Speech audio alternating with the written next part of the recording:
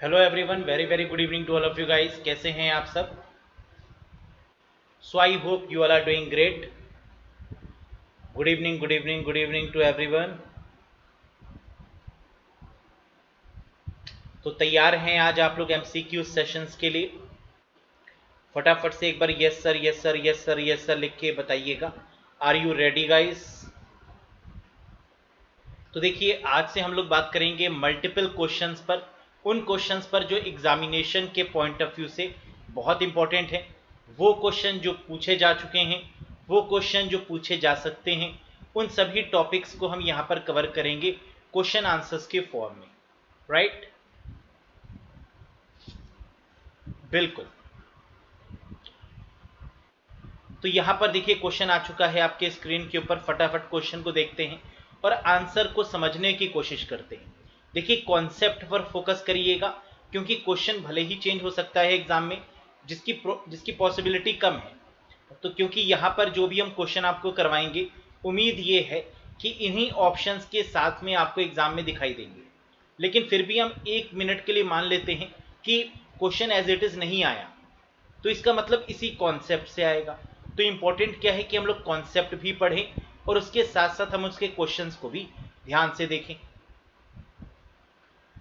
बिल्कुल। चंदन, गौरव, नम्रता, ठीक है। तो देखिएगा, यहाँ पर पहला क्वेश्चन है, the language use to drive microprocessor based system is called. Microprocessor को किस लैंग्वेज से बनाया जाता है? अब देखिए, अगर माइक्रो प्रोसेसर की बात करें या प्रोसेसर की बात करें, तो हम आपको पहले ही लेक्चर में बता चुके हैं कि प्रोसेसर का मतलब होता है सीपीयू, और माइक्रो प्रोसेसर वो प्रोसेसर है जो कि सीपीयू का साइज थोड़ा बड़ा होता है, लेकिन माइक्रो प्रोसेसर थोड़ा सा छोटा होता है। फोर्थ जनरेशन में माइक्रो प्रोसेसर को काउंट करते हैं, और माइक्रो प्रोसेसर को बनाने के लिए मेन रूप से दो लैंग्वेज का इस्तेमाल करते हैं। एक तो बाइनरी है और दूसरी आपकी असेंबली लैंग्वेज है। तो इन दोनों ही लैंग्वेज जो कि हार्डवेयर के बेहद क्लोज है, उसके थ्रू हम यहाँ पर माइक्रो प्रोसेसर को बनाने की बात करते हैं। तो अब यहाँ पर आंसर या तो क्या होगा, असेंबली होगा, या फिर क्या होगा, बाइनरी होगा। अब अगर आप ऑप्शंस में देखें तो बाइनरी तो दिया नहीं है, तो आंसर इस केस में क्या हो जाएगा, असेंबली लैंग्वेज हो जाएगा। फर्स्ट वाला आपका आंसर यहाँ पर करेक्ट है। बाकी ऑप्शंस पर अगर हम देखें, फर्मवेयर, तो फर्मवेयर तो हो नहीं सकता, क्योंकि हम लोग ने बात करी थी कि रोम में लिखे गए इंस्ट्रक्शंस को फर्मवेयर कहते हैं। The instructions that are written in ROM are called firmware. Flow chart यहाँ पर हो नहीं सकता, क्योंकि आप जानते हैं फ्लो चार्ट का मतलब क्या होता है। एक second guys, just give me a second.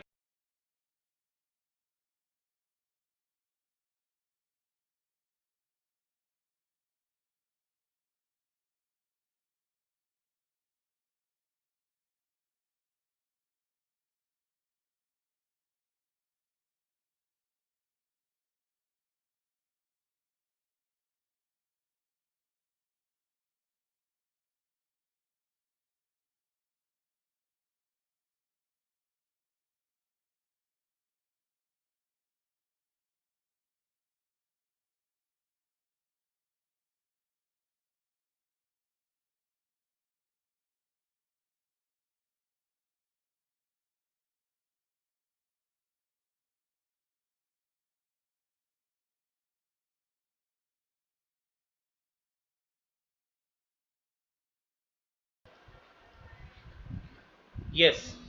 तो हम बात क्या कर रहे थे, बाकी ऑप्शंस पर भी हम लोग एक बार बात कर रहे थे, चर्चा कर रहे थे। फर्मवेयर क्यों नहीं हो सकता, क्योंकि रोम में लिखे गए इंस्ट्रक्शंस को फर्मवेयर बोलते हैं। फ्लो चार्ट क्या होता है, सॉफ्टवेयर को बनाने के लिए जो स्टेप बाय स्टेप डायग्रामेटिकल या ग्राफिकल रिप्रेजेंटेशन है ना, that is what we call flow chart. DFD क्या होता है, डेटा फ्लो डायग्राम। आगे आप देखेंगे कि डेटा के फ्लो को दिखाने के लिए बेसिकली सॉफ्टवेयर या फिर डेटाबेस के केस में हम लोग डीएफडी को बनाते हैं, जिसकी फुल फॉर्म होती है डेटा फ्लो डायग्राम। तो आंसर यहाँ पर क्लियर है कि आंसर क्या होगा, असेंबली लैंग्वेज होगा। नेक्स्ट देखिएगा, सेकंड क्वेश्चन।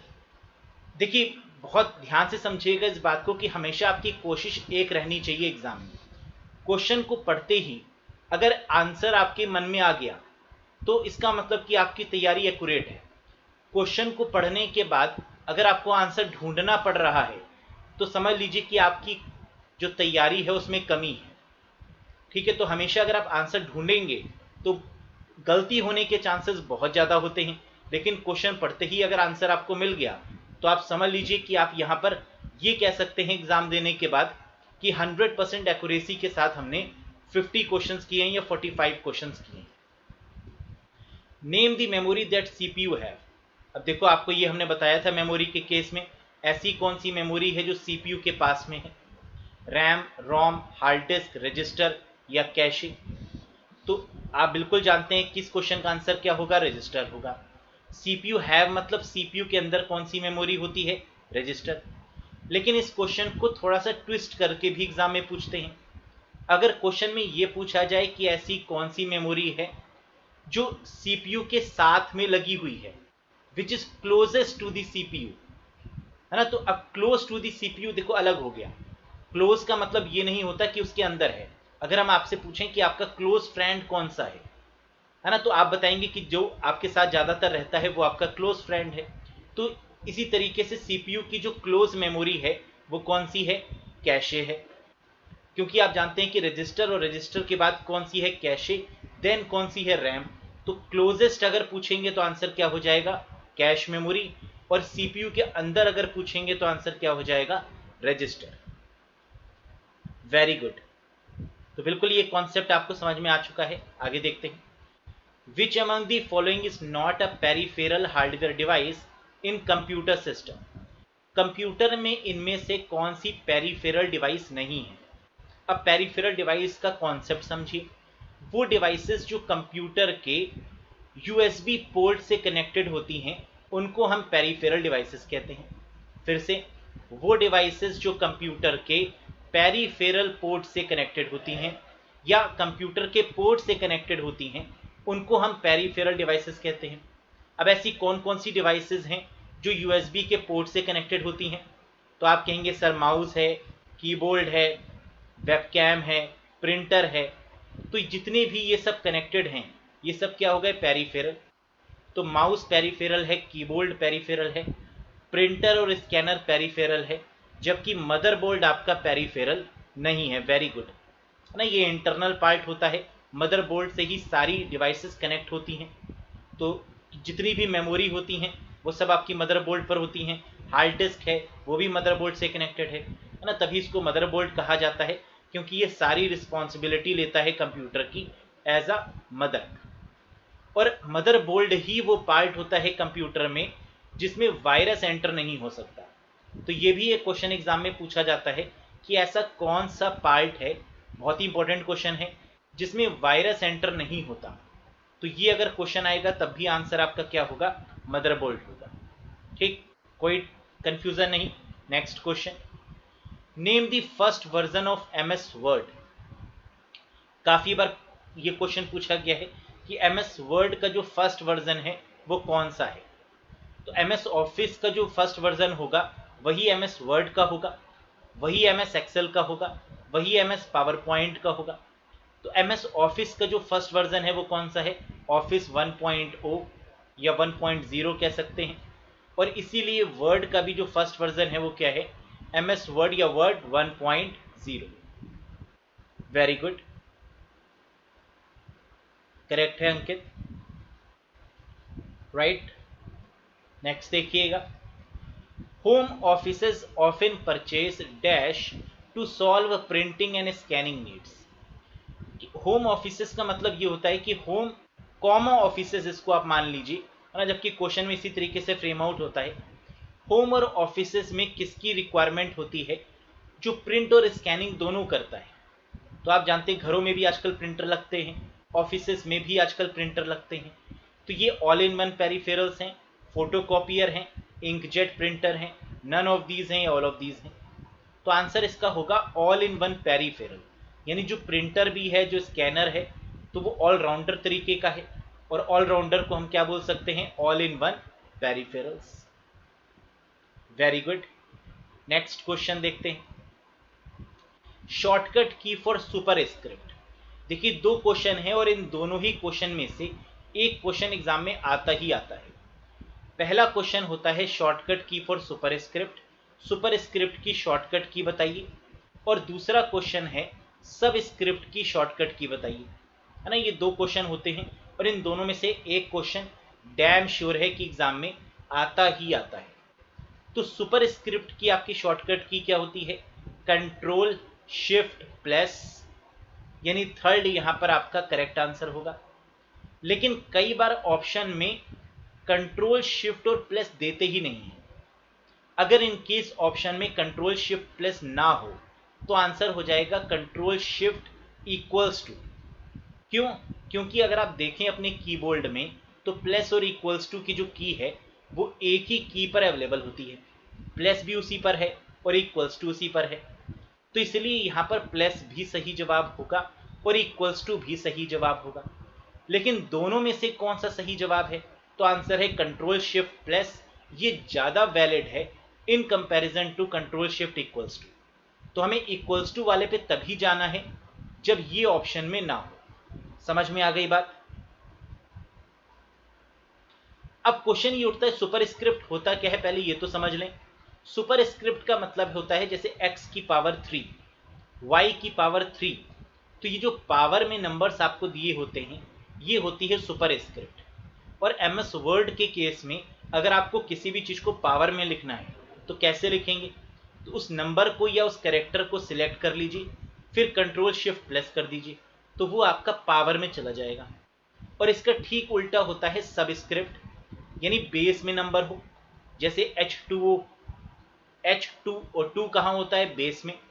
तो अगर आपको H2O लिखना है तो कैसे लिखेंगे, फिर 2 के साथ आप कंट्रोल इक्वल्स टू प्रेस करेंगे तो आपका क्या हो जाएगा, सबस्क्रिप्ट हो जाएगा। इसका मतलब कि सबस्क्रिप्ट की जो शॉर्टकट की होती है वो क्या होती है, कंट्रोल के साथ इक्वल्स टू, और सुपरस्क्रिप्ट की क्या होती है, कंट्रोल शिफ्ट प्लस या कंट्रोल शिफ्ट इक्वल्स टू। क्या यहां तक क्लियर है?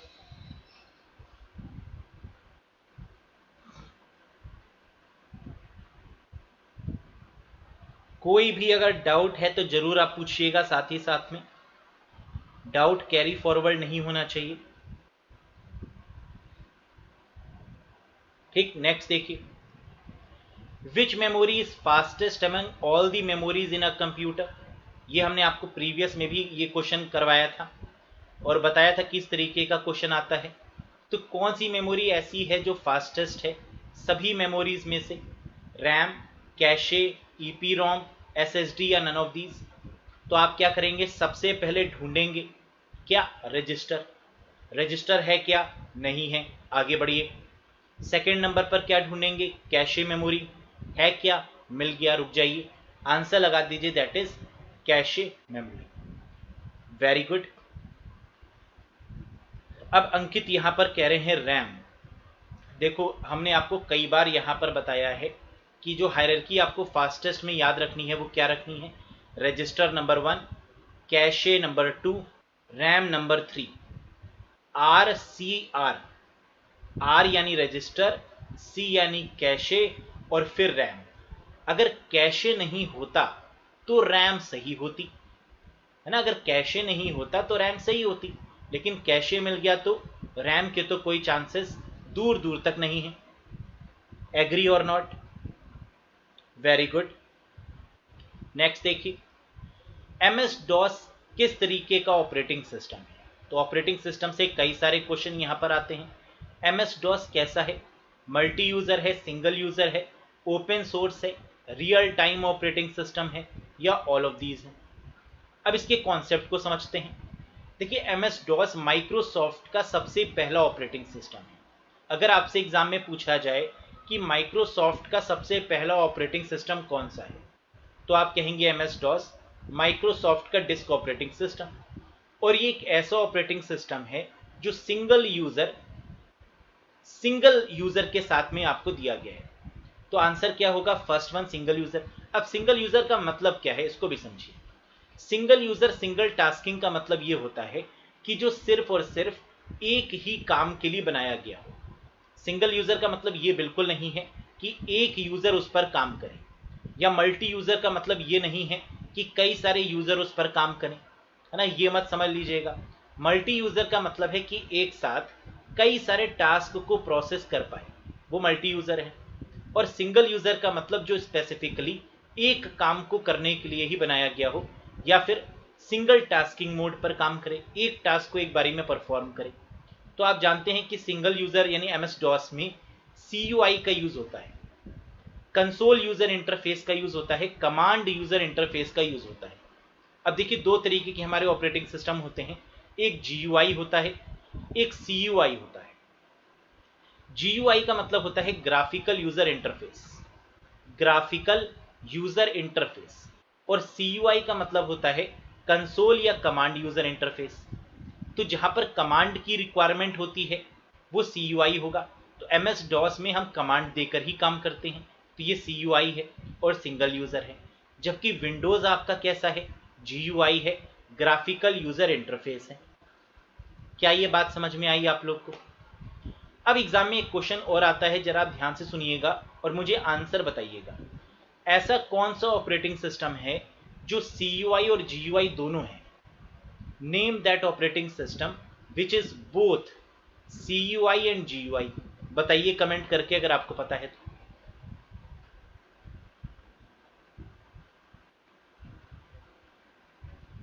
Very good.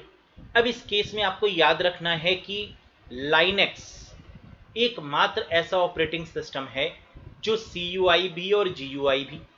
फिर से सुनिए, लाइनेक्स, LINUX, लाइनेक्स एक ऐसा ऑपरेटिंग सिस्टम है जो CUI भी है और GUI भी।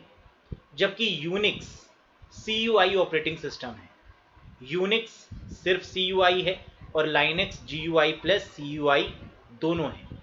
क्या ये बात समझ में आ गई? Very good.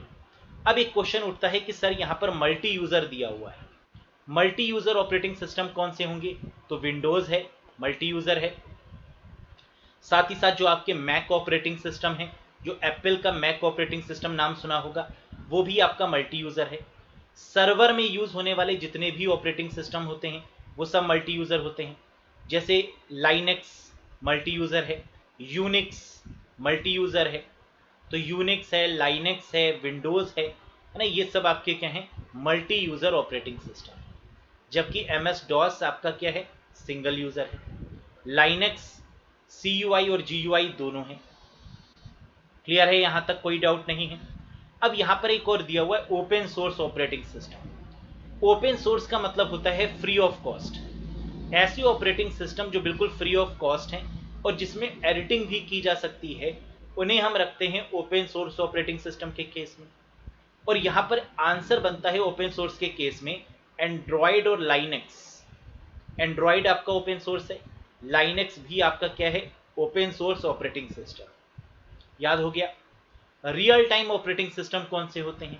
Real time operating system वो ऑपरेटिंग सिस्टम है जो रियल टाइम पर काम करते हैं। यानी जैसे कोई सैटेलाइट लॉन्च करनी है आपको, तो उस समय आपको टाइम पर फोकस करना होगा कि 4:02 पर ही ये सैटेलाइट लॉन्च होनी चाहिए। ये है रियल टाइम ऑपरेटिंग सिस्टम। ठीक, जो रोबोट्स, आर्टिफिशियल इंटेलिजेंस इनमें यूज होते हैं, रियल टाइम है। Very good. नेक्स्ट देखिए, the transmission mode which allows both communicating devices to transmit and receive data simultaneously. कह रहा है उस मोड का नाम बताइए जहां पर डेटा भेज भी सकते हैं और रिसीव भी कर सकते हैं साइमल्टेनियसली। का मतलब है सेम टाइम पीरियड पर। इसे हम क्या बोलते हैं? Full duplex, simplex, half duplex, simplex, simple complex, या नन ऑफ दीज। तो देखिए एक साथ दोनों काम हो रहे हैं। जैसे हम और आप यहां पर डिस्कशन कर रहे हैं तो ये रियल टाइम पर हो रहा है, यानी फुल डुप्लेक्स मोड यहां पर यूज हो रहा है। एक ही समय पर डेटा को हम रिसीव भी कर पा रहे हैं, सेंड भी कर पा रहे हैं, हम आपके कमेंट भी पढ़ पा रहे हैं और आप हमें सुन भी पा रहे हैं और देख भी पा रहे हैं। तो जितने भी वीडियो कॉन्फ्रेंसिंग वाले सॉफ्टवेयर होते हैं वो सब आपके फुल डुप्लेक्स होते हैं। जैसे वीडियो कॉल आप करते हैं या वीडियो कॉन्फ्रेंसिंग करते हैं या फिर लाइव आप इंटरेक्ट करते हैं, तो ये फुल डुप्लेक्स है। सिंप्लेक्स क्या होता है? जहां पर सिर्फ सेंड किया जा सके, वो भी एक डायरेक्शन में, एक डायरेक्शन में काम हो रहा है। जैसे फॉर एग्जांपल कीबोर्ड और मॉनिटर, ये क्या है? ये आपके सिंप्लेक्स है। क्यों? क्योंकि आप कीबोर्ड से टाइप करते हैं और मॉनिटर पर आपको दिखता है, यही तो होता है। क्या ऐसा हो सकता है कि मॉनिटर से आप कुछ करें और कीबोर्ड में इंपैक्ट आए? इसका वाइसी वर्सा हो सकता है क्या? तो आप कहेंगे सर बिल्कुल नहीं। तो इसका मतलब ये एक ही डायरेक्शन में काम हो रहा है, तो ये सिंप्लेक्स है। हाफ डुप्लेक्स का मतलब क्या है? कि डेटा सेंड भी हो, डेटा रिसीव भी हो, लेकिन सेम टाइम पर नहीं, अलग अलग टाइम पर। जैसे वॉकी टॉकी, आपने कोई मैसेज भेजा, वहां पर मैसेज गया और कुछ समय के बाद फिर आपने उसका रिवर्ट किया, तो ये हो गया आपका हाफ डुप्लेक्स मोड, जहां पर सेम टाइम पर डेटा ट्रेवल नहीं कर रहा, डेटा सेंड और रिसीव तो हो रहा है लेकिन अलग अलग टाइम पीरियड पर। क्या ये तीनों कॉन्सेप्ट समझ में आ गए? नेक्स्ट देखिए, which is the slowest internet connection service. कह रहा है इसमें से कौन सी ऐसी इंटरनेट कनेक्शन सर्विस है जो सबसे स्लोएस्ट है? Broadband service, cable service, dial up service, LAN service, MAN service. बताइए इनमें से ऐसी कौन सी सर्विस है जो सबसे स्लोएस्ट है? तो देखो, सबसे फास्टेस्ट जो सर्विस होती है वो कौन सी होती है इंटरनेट पर? ब्रॉडबैंड, है ना। याद होगा आप, जैसे अगर किसके यहाँ बहुत अच्छी सर्विस आ रही है तो हम लोग क्या कहते हैं, तुम्हारे यहाँ ब्रॉडबैंड लगा हुआ है क्या? तो ब्रॉडबैंड की फुल फॉर्म होती है ब्रॉड बैंडविड्थ। बैंड का मतलब क्या होता है? बैंडविड्थ। तो जिसकी बैंडविड्थ बहुत ज़्यादा है वो ब्रॉडबैंड है, वो सबसे हाईएस्ट इंटरनेट कनेक्शन है। लेकिन स्लोएस्ट के केस में क्या आता है? Dial up service. जो डायल अप कनेक्शन है जो पहले चला करते थे वो आपके स्लोएस्ट है, और फास्टेस्ट कौन सा है? ब्रॉडबैंड। क्लियर? नेक्स्ट देखिए, something which has easily understood instructions is said to be. वो इंस्ट्रक्शंस जो आसानी से समझ में आते हैं उनको हम क्या बोलते हैं? इजी, कैची, कस्टमर फ्रेंडली, यूजर फ्रेंडली या यूजेबल? बहुत आसान है, यूजर फ्रेंडली होता है। तो कंप्यूटर में हर एक चीज कैसी होती है? यूजर फ्रेंडली, जिसमें किसी से भी ट्रेनिंग लेने की रिक्वायरमेंट ना हो, है ना। और इसका सबसे बढ़िया एग्जांपल क्या है? WhatsApp, Facebook. कितने यूजर फ्रेंडली हैं? क्या आपने कहीं पर सीखा कि कैसे व्हाट्सएप को चलाया जाए? कुछ 5-6 महीनों की ट्रेनिंग आपने की है क्या? बिल्कुल नहीं। क्या व्हाट्सएप चलाने के लिए या फेसबुक चलाने के लिए कोई ट्रेनिंग ली? बिल्कुल नहीं ली। क्यों? क्योंकि ये सारे ही प्लेटफॉर्म कैसे थे? यूजर फ्रेंडली थे, that's why. Very good. Next देखिए, restarting a computer that is already on is referred to as. तो अभी हमने आपको प्रीवियस सेशन में बताया था कि restarting a computer that is already on, system on है और उसको रीस्टार्ट करना है, इसे हम लोग क्या बोलते हैं? Booting, warm booting, cold booting, fresh booting या सॉफ्टवेयर बूटिंग। तो रीस्टार्ट करने का मतलब क्या है? कि उसको ठंडा नहीं होने देना है, यानी वार्म बूटिंग यहां पर आपका करेक्ट आंसर बनेगा। Very good. तो आपको याद आ गया होगा, the correct answer is warm booting. Cold booting किस केस में था? याद करिए, जब शटडाउन यहां पर लिखा हो तो आंसर क्या होगा? कोल्ड बूटिंग, क्योंकि शटडाउन के केस में हम सिस्टम को थोड़ा ठंडा करते हैं और फिर उसके बाद उसको ऑन करते हैं, है ना। तो आंसर कोल्ड बूटिंग के केस में क्या होना चाहिए? Shutdown. Very very good guys. Next देखिए, the person who write and test computer program is called. बहुत ही आसान सा क्वेश्चन है। तो आपको यहाँ पर हर एक तरीके के क्वेश्चन देखने को मिलेंगे, आसान, मॉडरेट, सुपर मॉडरेट और tough. The person who write and test the computer program is called programmer. जो लिखता भी है और टेस्ट भी करता है उसे हम क्या बोलते हैं? प्रोग्रामर बोलते हैं। देखिए, जो डेजिग्नेशन होते हैं यहाँ पर सॉफ्टवेयर इंजीनियर की, वो सबसे पहले जो डेजिग्नेशन होती है वो प्रोग्रामर की ही होती है। और प्रोग्रामर के बाद टेस्टर भी हो सकता है, कोडर भी हो सकता है। जो सिर्फ कोड करता है ना, वो कोडर हो जाता है। जो टेस्ट करता है वो टेस्टर हो जाता है। जो बग को रिमूव करता है वो डीबगर हो जाता है।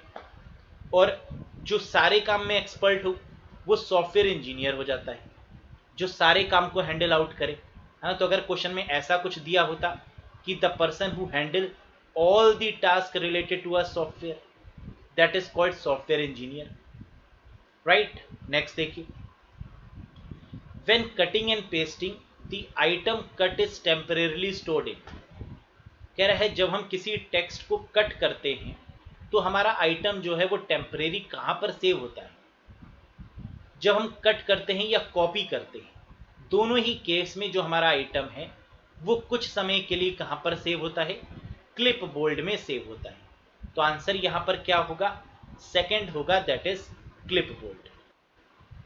ठीक है, देखिए इंटरेक्ट आप सभी को यहाँ पर करना है, इसका ध्यान रखिएगा। आंसर अगर गलत होता है तो कोई बात नहीं, यहाँ गलती करना कोई गुनाह नहीं है, लेकिन एग्जाम में वो गलती रिपीट नहीं होनी चाहिए, है ना। बस इस चीज का आपको ध्यान रखना है। अब देखिए क्लिपबोर्ड के कॉन्सेप्ट को बहुत अच्छे तरीके से समझिएगा, क्योंकि यहां से बहुत सारे क्वेश्चन बनते हैं। पहला यहां पर आप ये याद रखिएगा कि कट और कॉपी करने पर जो डेटा है वो क्लिपबोर्ड में सेव हो जाता है। लेकिन क्वेश्चन एक और आता है, जरा आप समझिएगा कि डेटा क्लिपबोर्ड से डिलीट कब होता है। बताइए, अगर आपको थोड़ा भी आइडिया है कि क्लिपबोर्ड से डेटा डिलीट कब होगा, बताइए। हमने कहा कट या कॉपी करने पर डेटा क्लिपबोर्ड में चला जाता है, तो डेटा डिलीट कब होता है क्लिपबोर्ड में?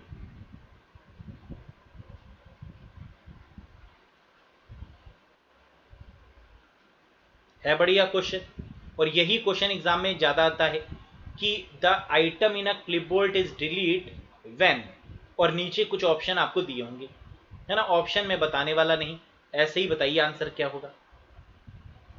अब देखो इस केस में दो आंसर होते हैं। पहला आंसर होता है पेस्ट। जब हम पेस्ट कर देते हैं तो डेटा हमारा क्लिपबोर्ड से डिलीट हो जाता है।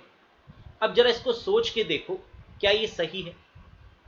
पेस्ट करने पर क्या डेटा क्लिपबोर्ड से डिलीट हो जाता है? आपने सपोज करो कंट्रोल एक्स किया या कंट्रोल सी किया, आपने कॉपी किया, और कंट्रोल वी किया, पेस्ट किया, तो क्या डेटा क्लिपबोर्ड से डिलीट हो गया?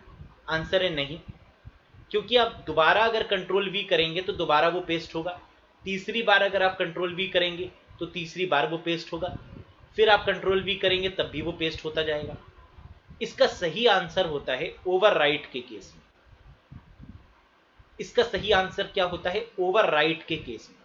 अगर सपोज करिए यहां पर लिखा हुआ है सपोज यूपीपीसीएल, और यूपीपीसीएल को हमने क्या किया, कंट्रोल सी किया, कॉपी किया, फिर हम पेस्ट करते रहेंगे तो वो यूपीपीसीएल पेस्ट होता रहेगा। अगर हमने यूपीपीसीएल छोड़कर अगर हमने असिस्टेंट अकाउंटेंट को कॉपी कर लिया तो पहले वाला जो यूपीपीसीएल था वो क्लिपबोर्ड से डिलीट हो गया। अब उसकी जगह पर क्या आ गया वहां पर? अब उसकी जगह पर आ गया असिस्टेंट अकाउंटेंट। क्या ये बात समझ में आई? तो इसका मतलब जो वैलिड आंसर बनेगा वो क्या बनेगा? ओवरराइट के केस में जब हम ओवरराइट कर लेते हैं तो डेटा हमारा क्लिपबोर्ड से क्या होता है? डिलीट हो जाता है। लेकिन किंतु परंतु एग्जाम के केस में हमें दो चीजों पर फोकस करना होगा। पहला, अगर पेस्ट दिया हुआ है और ओवरराइट नहीं दिया गया है तो आंसर होगा ओवरराइट, सॉरी, तो आंसर होगा, अगर पेस्ट दिया है और ओवरराइट नहीं दिया है तो आंसर होगा पेस्ट। अगर ओवरराइट दिया है और पेस्ट नहीं दिया है तो आंसर होगा ओवरराइट। अगर दोनों दिए हुए हैं, पेस्ट और ओवरराइट दोनों, तो इस केस में आंसर सही होगा क्या? ओवरराइट। क्या यहां तक क्लियर हो गया या कोई कंफ्यूजन है? फिर से जल्दी से सुन लीजिए। हमने क्वेश्चन आपसे क्या पूछा था कि क्लिपबोर्ड से डेटा डिलीट कब होगा, तो इसका बिल्कुल सही आंसर है ओवरराइट के केस में। लेकिन अगर पेस्ट दिया हो, ओवरराइट ना दिया हो, तो आंसर क्या हो जाएगा? पेस्ट हो जाएगा। बस इस चीज को आपको याद रखना है। लेकिन सबसे पहले ढूंढना क्या है ऑप्शन में? ओवरराइट। ना मिले तो पेस्ट। क्लियर? आगे बढ़ते हैं। दी पर्सनल कंप्यूटर, पीसी, है ना। पीसी की फुल फॉर्म क्या होती है? प्रियंका चोपड़ा नहीं, पर्सनल कंप्यूटर। ये पर्सनल कंप्यूटर यानी पीसी जो हम और आप यूज करते हैं उसे पीसी बोलते हैं। इसे कब इन्वेंट किया गया आपको ईयर बताना है। करेक्ट आंसर होगा 1981। इसको याद कर लो, 1981, 1981, 1981। क्लियर? नेक्स्ट देखिए, the word zip means, zip का मतलब क्या होता है? तो आप कभी भी अगर फाइल को कॉम्प्रेस करते हैं तो इसका मतलब होता है जिप करना। कई सारे सॉफ्टवेयर्स का यूज होता है जिप करने के लिए, कॉम्प्रेस करने के लिए, जैसे विनरैर है, विनजिप है। इस तरीके से कई सारे सॉफ्टवेयर का यूज करके हम किसी भी बड़ी फाइल को क्या कर सकते हैं, छोटा कर सकते हैं, नन्ना मुन्ना कर सकते हैं। तो जिप की फुल फॉर्म यहां पर क्या होती है, जिगजैग इनलाइन पिन, यानी सेकंड यहां पर वैलिड आंसर बनेगा, जिगजैग इनलाइन पिन। ठीक है, बोलते रहा करो भाई, ठीक है, यस सर नो सर, कुछ तो बोला करो, तुम लोग शांत हो जाते हो फिर। नेक्स्ट देखो, dash is built in memory in computer. ऐसी कौन सी मेमोरी है कंप्यूटर में जो मेमोरी कंप्यूटर में बिल्ट होती है। बिल्ट इन का मतलब जो कंप्यूटर के अंदर लगी हुई मेमोरी है, वो मेमोरी कौन सी है, रैम, रोम, कैशे, फ्लैश या हार्ड डिस्क, बताइए जी। तो बिल्कुल यहां पर करेक्ट आंसर क्या होगा, रोम होगा। ROM is built in memory in computer. Computer में जो लगी हुई मेमोरी है वो कौन सी है, रोम है। रैम क्या कंप्यूटर में बिल्ट है, नहीं, रैम को निकाल सकते हैं, है ना, इसको निकाल सकते हैं, साफ करके फिर से लगा सकते हैं। तो रैम का कंट्रोल तो हमारे पास होता है, जबकि रोम एक बार जो कमिटमेंट कर ली तो ये अपने आप की भी नहीं सुनती, है ना, याद आया, तो ये बिल्ट इन मेमोरी होती है। नेक्स्ट देखिए, dash can manage the whole printing process, बताइएगा। Very good. अच्छा, यहां पर एक आंसर आया है हार्ड डिस्क भी। हार्ड डिस्क देखो बिल्ट इन नहीं होती, है ना, क्योंकि हार्ड डिस्क हम निकाल सकते हैं।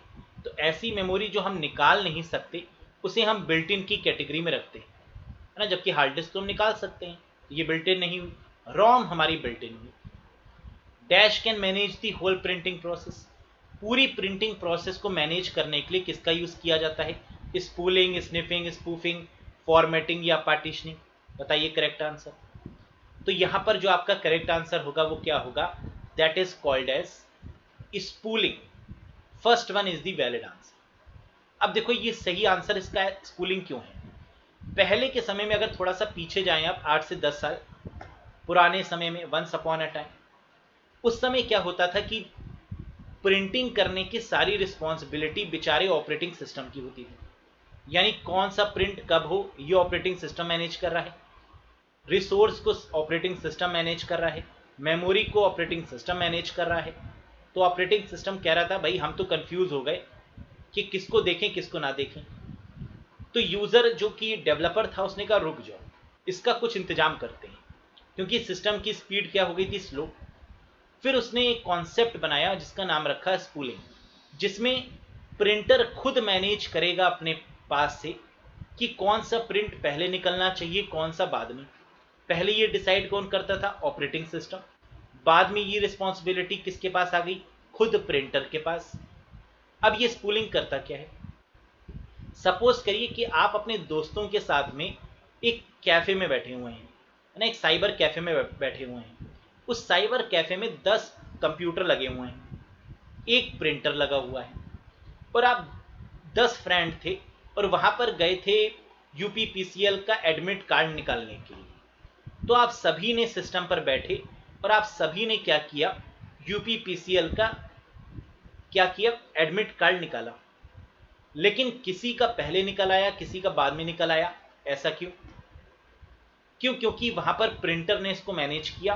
क्योंकि आपके जो प्रिंट देने में जो समय होगा, किसी ने पहले दिया होगा तो उसका पहले निकल आया, किसी ने बाद में दिया तो उसका बाद में निकल आया। इसको स्पूलिंग ने मैनेज किया।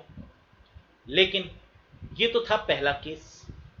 दूसरा केस समझिएगा, आप 10 लोग गए कहां पर, साइबर कैफे, और आप लोगों ने क्या किया, एक प्रिंट निकालने की कोशिश करी। लेकिन सबने प्रिंट अलग अलग निकालना था। किसी को एक इमेज का प्रिंट निकालना था, किसी को अपना सीवी निकालना था, किसी को एक पीडीएफ प्रिंट करवानी थी, किसी को एडमिट कार्ड निकलवाना था, है ना। तो सबकी जो रिक्वायरमेंट थी प्रिंटिंग के केस में वो अलग अलग थी, और सबने एक ही टाइम पर प्रिंट दिया। टाइम भी एक था। टाइम अलग अलग होता तो प्रिंटर के लिए बहुत आसान हो जाता, लेकिन टाइम भी एक था। अब प्रिंटर कैसे निकालेगा, वो क्या देखेगा, अब वो ये देखेगा कि कौन सी फाइल को पहले निकालें। तो ये स्पूलिंग में ये चीज बता दी गई है कि सबसे पहले जो है वो आपका नोटपैड की फाइल निकलेगी। फिर अगर आपकी कोई पीडीएफ फाइल है वो निकलेगी। थर्ड नंबर पर कोई इमेज है तो वो निकलेगी। फोर्थ नंबर पर अगर एक्सेल की फाइल है तो वो निकलेगी। फिफ्थ नंबर पर अगर कोई आप कह सकते हैं पावर पॉइंट की फाइल है तो वो निकलेगी। ये सीक्वेंस स्पूलिंग में बता दिया गया। और इसी को क्यू करना यानी लाइन से अरेंज करने के प्रोसेस को क्या बोलते हैं? स्पूलिंग बोलते हैं। समझ में आ गया? स्निफिंग क्या होता है, स्पूफिंग क्या होता है, ये भी समझ लीजिए। स्निफ का मतलब होता है स्निफर। जैसे आपने सुना होगा जो डॉग्स होते हैं, है ना, स्निफर डॉग्स हम उनको कहते हैं, जो सूंघने वाले कुत्ते होते हैं। बेसिकली आप लोग ने देखा होगा कि जब कभी भी कोई बम वम फाइंड किया जाता है तो इस केस में ऐसे डॉग्स को लेकर जाया जाता है और वो डॉग्स क्या करते हैं, ढूंढ के निकालते हैं कि कहाँ पर बम है ना, वो इसको स्निफ कर लेते हैं। तो स्निफिंग एक ऐसी टेक्निक होती है बेसिकली जो स्निफर्स यूज किया जाता है जब कोई सपोज करिए आपके सिस्टम को हैक कर रहा है ना, तो वहां पर स्निफर्स का यूज किया जाता है टू ट्रैक कि कौन आपके सिस्टम को हैक करने की कोशिश कर रहा है ना। इस केस में स्निफर्स का यूज करते हैं। स्पूफिंग क्या होता है? आईपी एड्रेस को बदल देने की जो प्रक्रिया है उसको हम स्पूफिंग कहते हैं। याद रखिएगा ये सब अभी आपको आगे क्वेश्चन के फॉर्म में मिलेंगे, तो अभी आप समझते चलिए, बाकी क्वेश्चन आंसर का सामना आपको अभी करना होगा। स्पूफिंग क्या होता है? हमेशा स्पूफिंग के केस में याद रखिएगा आईपी एड्रेस, आईपी एड्रेस को बदल देने की प्रोसेस को स्पूफिंग कहते हैं। अब ये करते क्यों हैं, इसके पीछे का रीजन भी समझो। सपोज करो कि मैं एक हैकर हूं, मुझे किसी के अकाउंट को हैक करना है, लेकिन आईपी एड्रेस क्या करता है, ये ट्रेस कर लेता है कि किसने हैकिंग करी है। तो अगर मैं अपने आईपी एड्रेस को छुपाऊंगा नहीं तो मैं पकड़ा जाऊंगा। तो जो हैकर होते हैं वो सबसे पहला काम क्या करते हैं, अपने आईपी एड्रेस को छुपा लेते हैं, हाइड दी आईपी एड्रेस, या फिर अपने आईपी एड्रेस को डीरूट कर देते हैं। जैसे ये ऐसा लगेगा कि मैं इंडिया में बैठकर अगर हैकिंग कर रहा हूं तो ऐसा लगेगा कि मैं चाइना में हूं, फिर चाइना के बाद लगेगा मैं अफ्रीका में हूं, फिर अफ्रीका के बाद लगेगा मैं अमेरिका पहुंच गया, फिर उसके बाद लगेगा कि मैं कहीं और पहुंच गया, पंजाब में पहुंच गया, है ना। तो इस तरीके से मेरी लोकेशन हर पल क्या होगी, बदलती रहेगी। इसको बोलते हैं मास्किंग ऑफ आईपी एड्रेस, है ना। आईपी एड्रेस का मास्क कर देना यानी पल पल में उसको बदल देना लोकेशन को, और इसी को हम बोलते हैं स्पूफिंग। फॉर्मेटिंग क्या होता है ये आप लोग शायद जानते ही होंगे। सिस्टम को फॉर्मेट कर देते हैं, मतलब जो ड्राइव्स होती हैं उनको क्लीन कर देते हैं, that is called formatting. Partition करने का मतलब क्या होता है, जैसे सी ड्राइव है, डी ड्राइव है, ई ड्राइव है, तो ये जो ड्राइव्स होती हैं इनको हम बोलते हैं पार्टीशन। ठीक, तो सी पार्टीशन हो गया, एक डी पार्टीशन हो गया, एक ई पार्टीशन हो गया। तो जितनी आपकी ड्राइव्स होती हैं मोबाइल में या कंप्यूटर में, these are called as partition. Next देखिए, web pages are uniquely identified using. जो वेब पेजेस होते हैं उनको हम किसके थ्रू आइडेंटिफाई करते हैं? तो आंसर बहुत क्लियर है कि यूआरएल के थ्रू हम किसी भी वेब पेज को या वेबसाइट को आइडेंटिफाई कर पाते हैं। हाँ, जैसे अगर कोई पूछेगा कि बताओ भाई यूपी की जो वेबसाइट है ना उसका यूआरएल क्या है, तो आप यूपी की वेबसाइट को किससे आइडेंटिफाई करेंगे? उसके यूआरएल से। Getting the point. नेक्स्ट देखिए, the input device that is closely related to touch screen is. उस इनपुट डिवाइस का नाम बताइए जो टच स्क्रीन से क्लोजली रिलेटेड है। टच स्क्रीन कैसी डिवाइस है? सबसे पहला तो आप मुझे ये बताइए, टच स्क्रीन कैसी डिवाइस है? ऑप्शन में दे रहा हूं, इनपुट है, आउटपुट है, स्टोरेज है, इनपुट आउटपुट स्टोरेज है, या इनपुट और आउटपुट है? बताइए।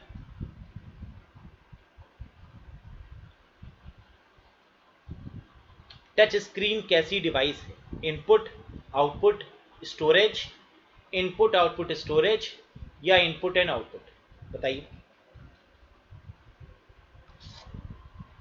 तो एक आंसर यहां पर आता हुआ सर इनपुट डिवाइस है। वेरी गुड, एक आंसर आ गया है इनपुट और आउटपुट दोनों है।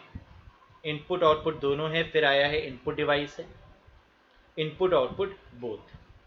बिल्कुल सही आंसर आ चुका है, that is both input and output. याद रखिएगा, और ये क्वेश्चन बहुत ही फेमस क्वेश्चन है। टच स्क्रीन आपकी इनपुट और आउटपुट दोनों है। जैसे मोबाइल की टच स्क्रीन है, एटीएम मशीन टच स्क्रीन वाले होते हैं। ये आपकी इनपुट और आउटपुट दोनों हैं। रीजन क्या है, समझते हैं इसको। देखिए इनपुट क्यों है, क्योंकि आपने टच किया इस पे, आपकी फिंगर जो है वो एज ए इनपुट गई, तो ये क्या हो गई, इनपुट, इनपुट डिवाइस हो गई। फिर आपने स्क्रीन पर ही आउटपुट देख लिया।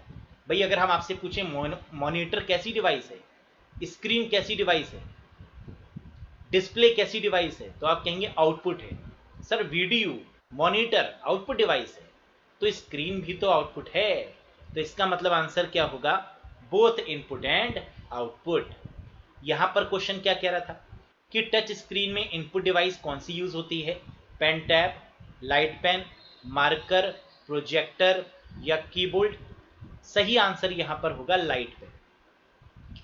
टच स्क्रीन की जब भी हम बात करते हैं तो वहां पर लाइट पेन का यूज होता है। अब कई लोग देखो कंफ्यूज हो जाते हैं पेन टैब में भी। पेन टैब तो बेसिकली टैबलेट है, तो टैबलेट तो कभी आपकी टच स्क्रीन से क्लोजली रिलेटेड तो होता नहीं, क्योंकि पेन टैब तो बहुत तरीके के आते हैं, है ना, ये तो कुछ भी हो सकते हैं। तो यहाँ पर आपको बेसिकली क्या बताना था, इनपुट डिवाइस, जबकि पेन टैब तो एक हार्डवेयर डिवाइस है ना। तो लाइट पेन आपकी कैसी है, यहाँ पर closely related to touch screen है, जो कि इनपुट डिवाइस है। समझ में आ गया। और एक क्वेश्चन और भी आता है कि लाइट पेन से जो रेज निकलती हैं वो रेज कैसी होती हैं। तो याद रखिएगा कि लाइट पेन से जो रेज निकलती हैं वो इंफ्रा रेज होती हैं, है ना। इंफ्रारेड जो आपकी रेज होती हैं वही रेज आपकी निकलती हैं किस में से, लाइट पेन में से। इसको जरूर याद रखिएगा। नेक्स्ट देखते हैं, name the product of Google. इसमें से बताइए गूगल का प्रोडक्ट कौन सा है, blogger, Android, search engine, Chrome या फिर ऑल ऑफ दीज। देखिए ब्लॉगर क्या होता है, जिस पर हम वेबसाइट बनाते हैं, जिसमें हम ब्लॉग बनाते हैं, तो ये गूगल का है, बिल्कुल सही। एंड्रॉइड ऑपरेटिंग सिस्टम जो ज़्यादातर मोबाइल्स में यूज़ होते हैं, ये भी किसका है, गूगल का। गूगल का क्या सर्च इंजन भी है, बिल्कुल है, गूगल बाबा search engine. Chrome, Google Chrome किसका है, गूगल का। तो आंसर क्या होगा यहाँ पर, all of these is the correct answer. ये आपका बिल्कुल वैलिड आंसर बन गया। ठीक है, कोई कंफ्यूजन नहीं।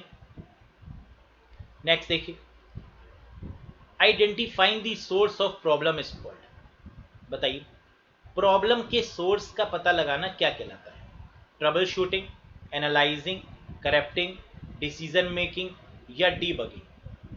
आपको क्या लगता है इस क्वेश्चन का सही आंसर क्या होना चाहिए। सपोज करिए कि आप एक सॉफ्टवेयर इंजीनियर हैं, आप सॉफ्टवेयर बना रहे हैं, सॉफ्टवेयर बनाते बनाते प्रॉब्लम आ गई।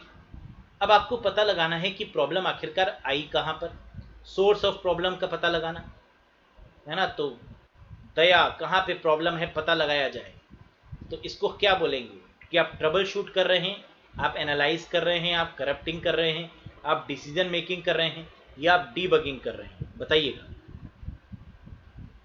Very good. तो यहां पर मैक्सिमम आंसर आता हुआ डीबगिंग, जो कि बिल्कुल और बिल्कुल गलत आंसर है। सही आंसर होगा ट्रबल शूटिंग। डीबगिंग का मतलब क्या होता है, बग को रिमूव करना, प्रॉब्लम को रिमूव करना। क्या क्वेश्चन में ये पूछा जा रहा था कि प्रॉब्लम को रिमूव करना, ना, प्रॉब्लम का पता लगाना। पता लगाना सोर्स ऑफ प्रॉब्लम क्या है, that is called trouble shooting. समझ में आया। और ट्रबल शूटिंग हम करते कब है ये भी समझ लीजिए। सपोज करिए कि कोई ऐसा एक हार्डवेयर डिवाइस है जो काम करना ही बंद कर चुका है, या कोई ऐसा सॉफ्टवेयर है जो काम करना बंद कर चुका है, जिसने जवाब दे दिया है, उसको रनिंग स्टेज में लेकर आना, उसके पीछे की प्रॉब्लम को समझना, उसको स्टार्ट कर देना ना, that is what we call troubleshooting. That is not called debugging. Debugging तो एरर को रिमूव करते हैं, और सोर्स ऑफ प्रॉब्लम को आइडेंटिफाई करके किसी भी डेड प्रोडक्ट को वापस से रिकवर कर देना, that is called trouble shooting. क्या ये समझ में आया। ठीक, बस यही चीज तो आपको समझनी है, यही छोटी छोटी चीजें समझनी है, और यही कंफ्यूजन एग्जाम में होता है कैंडिडेट को। तो एरर अगर दिया होता क्वेश्चन में, बग अगर दिया होता क्वेश्चन में, तो आंसर डीबगिंग होता। ये भी देखेंगे आगे क्वेश्चन। नेक्स्ट देखिए, ईआर डायग्राम। एक ईआर डायग्राम होता है, एंटिटी रिलेशनशिप डायग्राम होता है कंप्यूटर में। तो वहां पर जो एंटिटी होती है उसको किससे रिप्रेजेंट किया जाता है?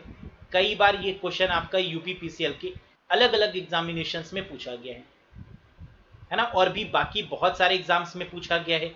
आपके ओ लेवल के एग्जाम में पूछा गया है, आपके DSSB के एग्जाम में पूछा गया है, आपके IT ऑफिसर के एग्जाम में पूछा गया है ना। तो बहुत सारे एग्जाम में आपके ये पूछा गया है।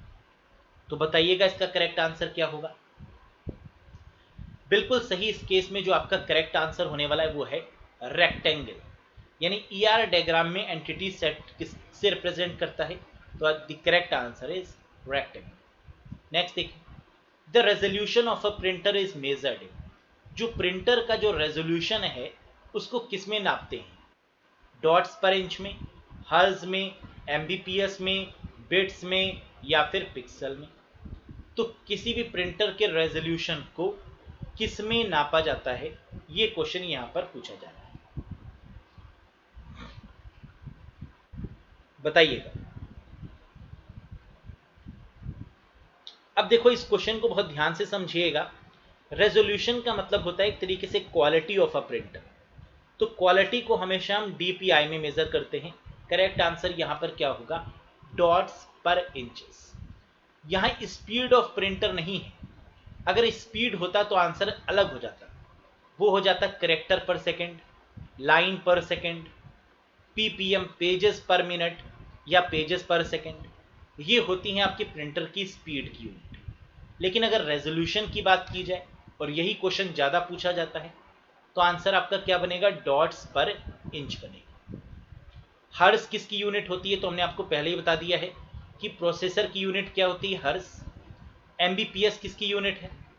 मेगाबिट पर सेकेंड। इंटरनेट की यूनिट, इंटरनेट की स्पीड को किस में मेजर करते हैं? हर्ट्ज में, सॉरी एमबीपीएस में। बिट्स किसकी यूनिट होती है? तो आंसर है मॉडम की, बिट्स पर second, BPS.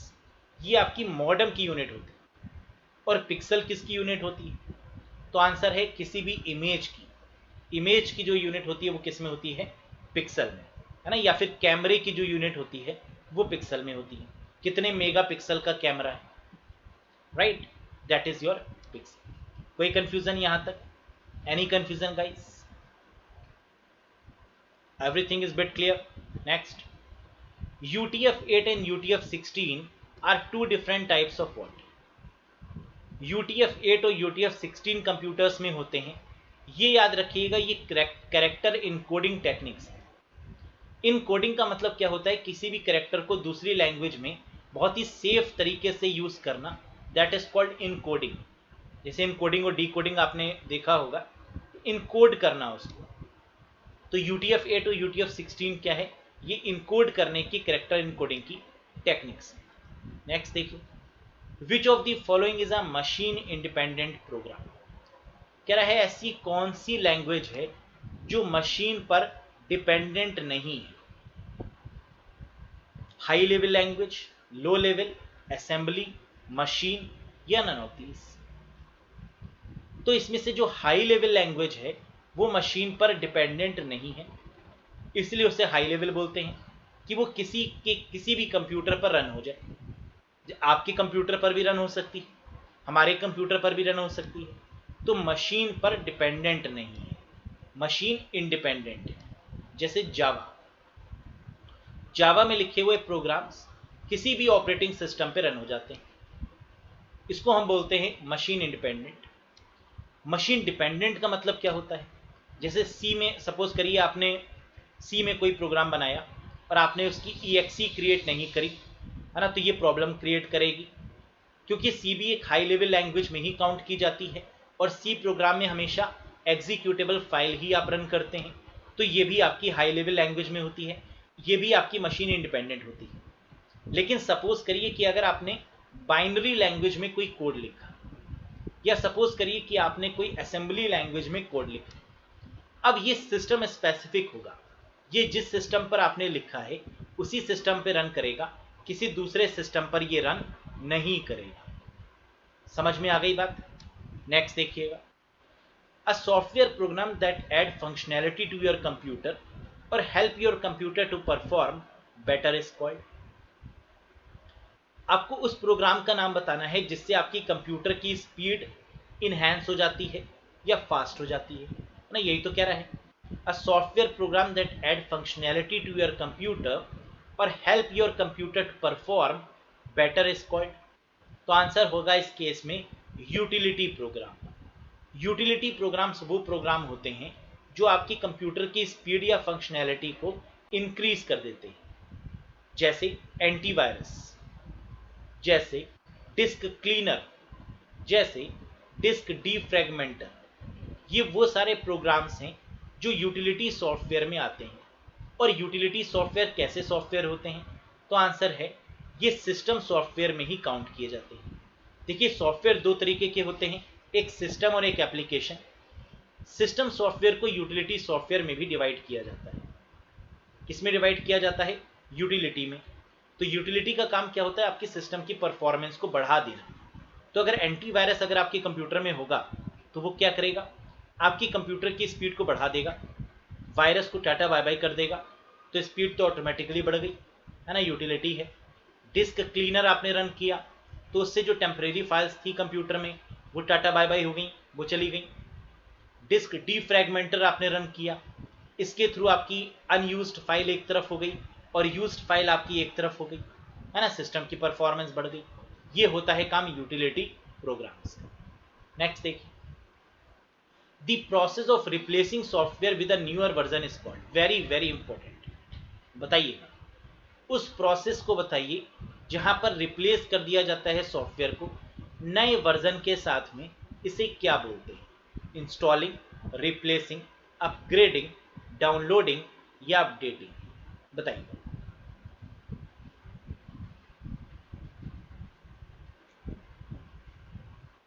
What is the correct answer guys?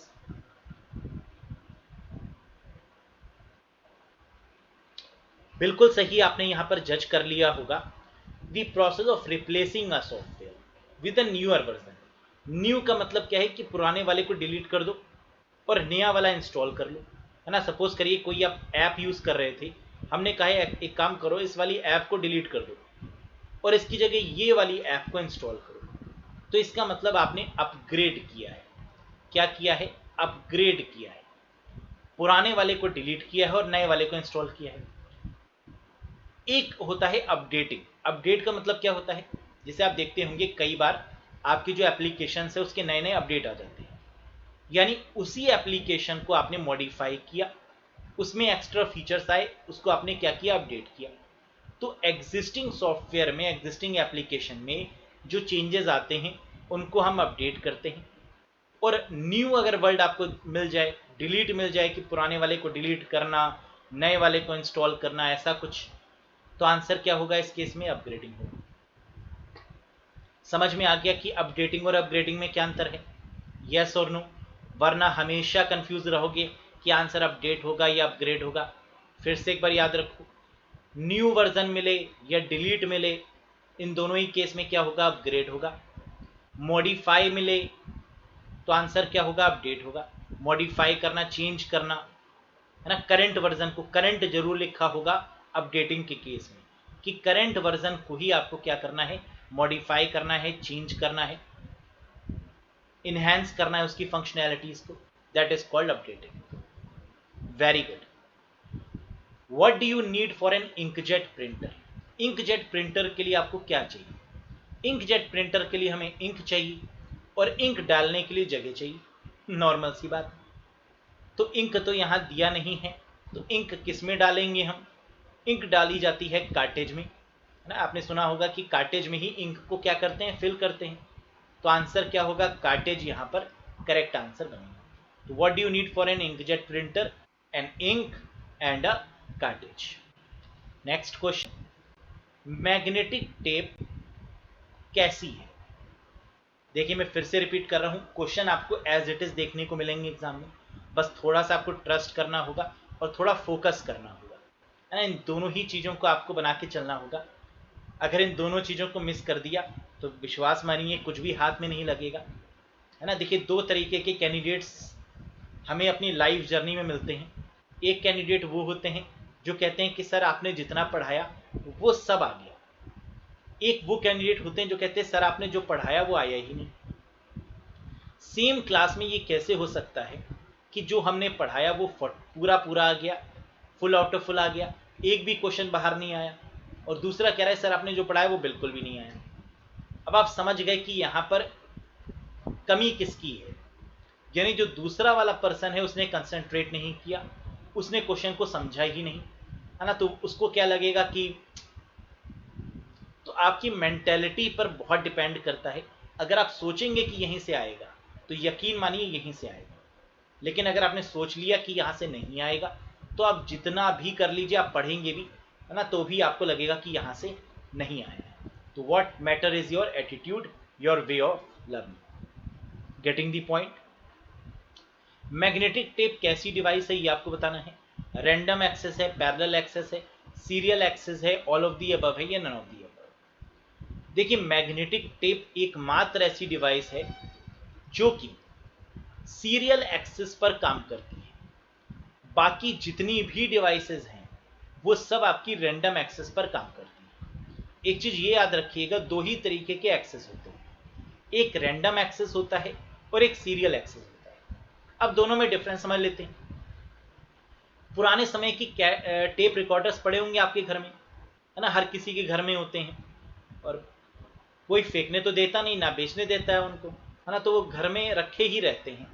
क्यों? क्योंकि वो एज ए एसेट होते हैं, है ना, वो उनकी याद में होते हैं, वो हमारी यादों में बदल जाते हैं, है ना, तो वो इसलिए वो यादों का कनेक्शन ऐसा होता है चीज़ों के साथ में कि चीज़ें स्टोर होती चली जाती हैं।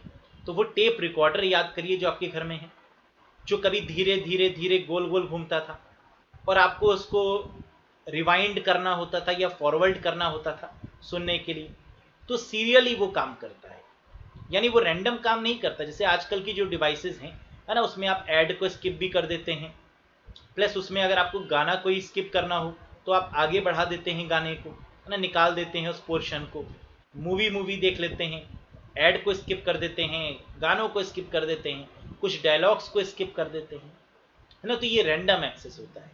तो आपकी हार्ड डिस्क हो गई, सीडी हो गई, डीवीडी हो गई, जितनी भी डिवाइसेस हम लोग यूज़ करते हैं वो सब रैंडम एक्सेस हैं, जबकि मैग्नेटिक टेप आपका क्या है, सीरियल एक्सेस है। Is that clear to everyone? हाँ, कैसेट, बिल्कुल सही।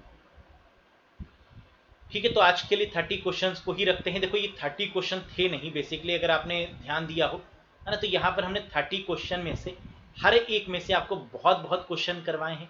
तो इस कॉन्सेप्ट पर आप फोकस करते हुए चलिएगा, है ना, you definitely score full out of full. मेरा जो मानना है कि अगर सचिन अरोड़ा सर से आप पढ़ रहे हैं तो डैम श्योर है कि आप फुल आउट ऑफ फुल लेकर ही आएंगे, है ना, इट एट एनी कॉस्ट। और आई होप कि अगर आप फुल आउट ऑफ फुल कहते हैं तो 4 से 5 क्वेश्चन हम छोड़ देते हैं, है ना, तो 40 to 45 तो आप स्कोर कर ही लेंगे। यस, है ना, भले ही क्वालिफाइंग क्यों ना हो। चलिए, तो that's all for today guys, thank you very much, bye bye and take care. Will get back to you by tomorrow at the same time.